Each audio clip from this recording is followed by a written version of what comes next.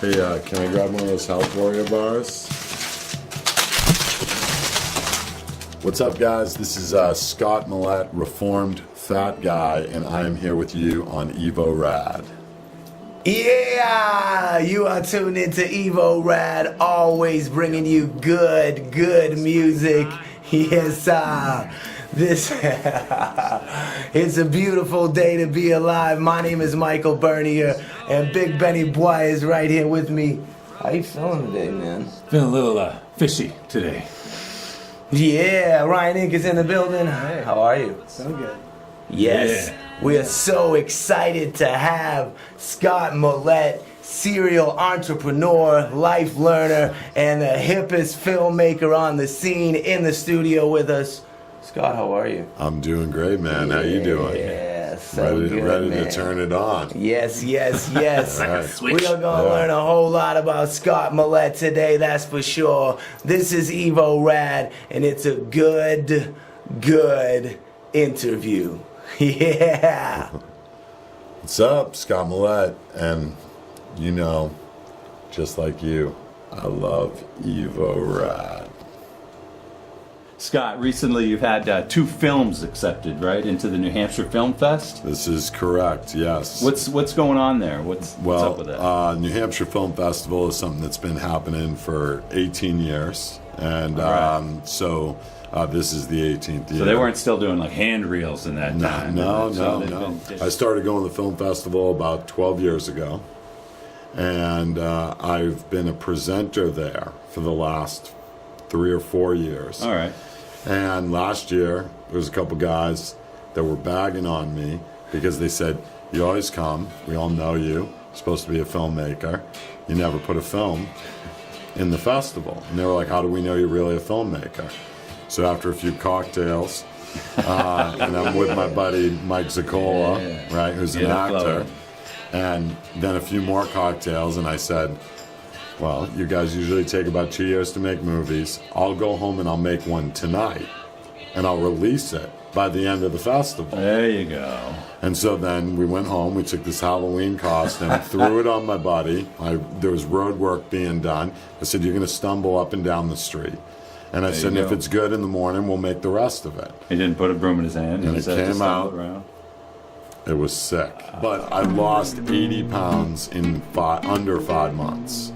So I lost 66 pounds in the first 3 months, and then the last 14 over like the next month and a half. Right. Now, how did you make that happen?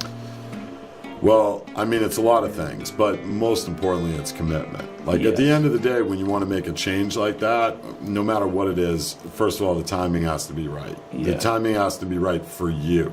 You have to do it, like for a long time, I've wanted to do it. I mean, you've known me for a long time. Yeah. Spent most of my life. I've known you as a bigger guy. That's right. Yeah.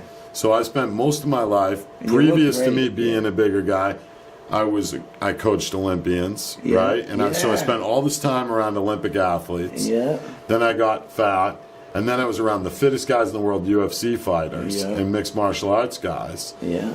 And so I was like, how come I'm always the chubby guy in every picture, right? And then I was out in California because I was going through this midlife crisis. I said, I want to go somewhere. I'm going to become a screenwriter. Where in California? I was in Carlsbad Village, okay? And I noticed I was the only heavy person in town, okay? This is like such a fit place. I go down 5 o'clock in the morning.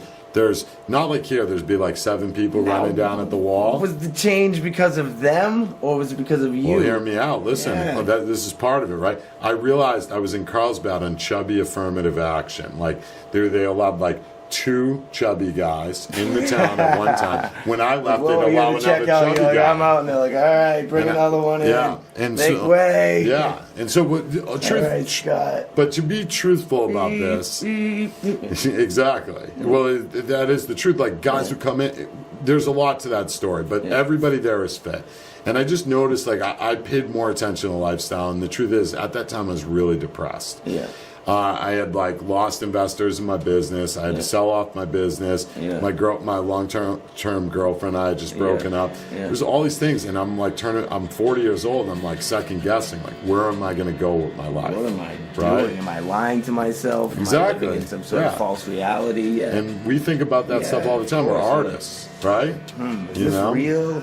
Am I making this up? Yeah. Exactly. And so I said to myself, like, I'm going to move to this place that I think is amazing, Portsmouth. I always thought it was an amazing place, and I'm going to change my life. And so one of my goals was I was going to write screenplays as often as I possibly could. Yeah. I was going to get back into filmmaking, and I was going to get into the New Hampshire Film Festival, which, as we already talked about, I did. Yeah. You know, I had 2 films accepted. And the third thing I was going to do was lose weight. Yeah. And amazingly enough, the very first film that I submitted to the New Hampshire Film Festival, which was the unlikely film, which was the journey of my weight loss. Yes. So not only were we running parallel, but they intersected. And that my journey became the first film that would get accepted. See how beautiful that festival. was, how they came together like that?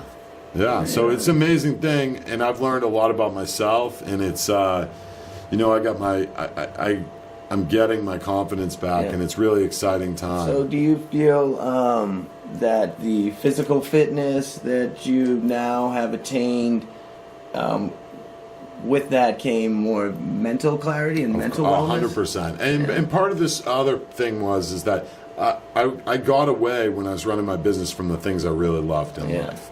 One of those things being surfing. Surfing's my happy place. Yeah. Put me out there, 2-foot waves, 7-foot waves. I might not be quite as happy, right? But the thing is you can't wipe the smile off my face, and I couldn't do it anymore. Yeah. I could either relearn how to do it as a fat guy or get back to the guy I once was, and I was determined that wasn't going to be the case. And the truth is, man, like. In under 5 months, I went from being like a really heavy fat person. What was the weight then? I was 266, which is, by the way, is the same weight for UFC fans that Brock Lesnar weighs in. And Brock Lesnar could not fit through this door, and he's solid muscle. And the truth is, so now I weigh 186, okay? And I have the same body as Super Bowl champion Tom Brady at this point. But what I'm working towards is... Who's Tom Brady? International football player Ronaldinho. That's what I got to be going for. I got to be going for a body like that, right? You know, so we'll start with Super Bowl champ, you know, but same weight as Brock Lesnar, all champions. Same weight as Brock Lesnar. I'm trying to be a champion. Congratulations. Thanks, man. You're a champion. Yeah. I did yesterday what you didn't. So today, fuck. So you refer to yourself as a serial entrepreneur. What has brought you to bring this definition upon yourself? Have you started many businesses, different businesses? I've started quite a few different businesses over the years. I would say serial because I'm like a lot of my creative friends, I'm consistently having new ideas and new things. And, you know, I think unfortunately for me, a lot of times I've been ahead of the curve on a lot of things. So, you know, I owned one of the first, I did own the very first children's snowboard company in the world, you know, that was kids only. We did it before Burton way back in the day in 1996. And at that time, we did a lot of amazing things. We had the very first CD-ROM catalog ever in the ski industry. This is a true story. In all digital media, you can somewhere find it online. We were the very first company in the world on that CD-ROM to have 3D virtual motion. At that time, it could only go in one direction, and that's because the program that allowed for it came out the day before we went to press. And my graphic designer is Chris Griffin, amazing. He owns a place called Saltwater Creative. He was the one that put it together. He was phenomenal, one of the smartest dudes that I've ever known. I've done that, and then after that I was like a coach on the snowboard tour, and I ended up doing these like little spikes. I would sell, they were called small little spikes, and it was like an online business. And on our team we had like Kelly Clark, Danny Cass, were all Olympic snowboarders, and like Kelly actually wore them at the Olympics, and they were like inner goggles, like when she was up on national you know, like stuff like that. And then after that, then like somehow while we were at the X Games at a party, I was like way into mixed martial arts, and all my buddies like that were like more mainstream guys, like they didn't get it. They were like, "You really think this thing's going to be big?" I'm like, "Dude, this is going to be the biggest sport in the world." I'm like, "It is the biggest sport in the world. It's fighting." Yeah. I'm like, every Has other been for a sport. while, right? Well, dude, every other sport is a metaphor for fighting. Right? You play football because you can't fight. You play basketball because you can't fight. You play hockey because you can't fight. And the truth is when fights break out in those sports, those are always the biggest highlights, right? Somebody hits a home run, they show it once on the highlight reel. Somebody like, gets a touchdown, they show it once. Brawl breaks out, forget about it. Every channel, all week, that's all they're talking about. So I said, we're just like Dana White and the Fertitta brothers. They were doing something. I had a different business plan, which I still won't divulge because it's still $1 billion idea, and someday I'll get back to it. Keep it in there. But I will tell you this: that those guys were genius because they cut out the boring parts. I was at a Red Sox game. I love baseball. I understand the skill set, but I will tell you this: I walked in one day. It was the first baseball game I went to. Walk in, 7th inning. Place is still full. I'd never been to Fenway at that time when it was still full. I says, "What's going on here?" And the guy says, "Oh, no hitter." And I said, "Can you imagine that? The most exciting thing that can happen in baseball is absolutely nothing." Scott Millette calls Portsmouth, New Hampshire his home. So every day for you is a new opportunity for a new creative act, would you say? I mean, I'd like to think of it that way. But I will say this. For the last 3 years, I have been creating, but I've spent a lot more time learning. Sure. And that's what my focus. The last few months, my focus has been again on creating and on my weight loss. But learning over the last 3 years has been like the biggest thing. You've made some major leaps and bounds in the last few years for yourself in that form. How have you found yourself able to work that into some sort of cohesive creative lifestyle? Would that be something that you could think you have? Is you have the ability to control your time, I take it, in so many ways? I do. I think I'm pretty fortunate. I think that when I was like down, like I was questioning certain things, but I think that like you create a roadmap and you have to try to figure out what's the best way to fit what it is that you want to achieve, you know? Mm-hmm. And so for me, like I had to find a place that was in a city that I liked, that I felt like inspired me. I had to find a house that I could afford where I could work as little as possible to allow myself the time to create, to learn, and to take care of, like now, also take care of my body. And then you got to find a gym also that's 24 hours. So because like I'm going to go to the gym after we're done here. There we go. You know, Your day-to-day life with people that don't know your story, what are you doing to make the world a better place? well, I think that's it. I think that's an interesting question because I think that previous to me not feeling so great, I did a lot of that. I did it too often. And I don't think that there's such a thing, but I think I did it too often for the person that I was, meaning that I wasn't ready to give as much as I often did. And it kind of put me in the place where I was.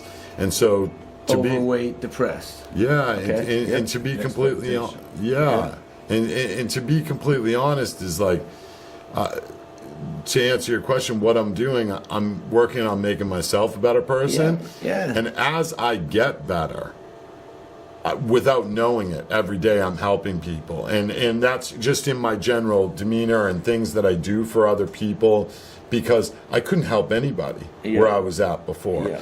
But what I found out, and you're right, it's not all about us, but it starts with just us. And so if we're not happy, we can't help other people. As you take these steps and get closer and closer to optimal mental and physical health, it allows your being yourself to be so good and pleased with yourself where you can actually then look to bettering the outside world because you are happy with yourself. I could mention a few things that I did, but first of all, I would think it was boastful if I did. And I think that... Boast it up, boy!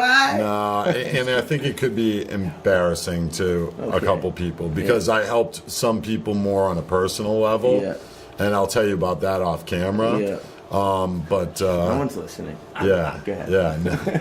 No. Private. They might be. Yeah, 'Cause no. I respect it. You're a respectable man, Yeah. Scott.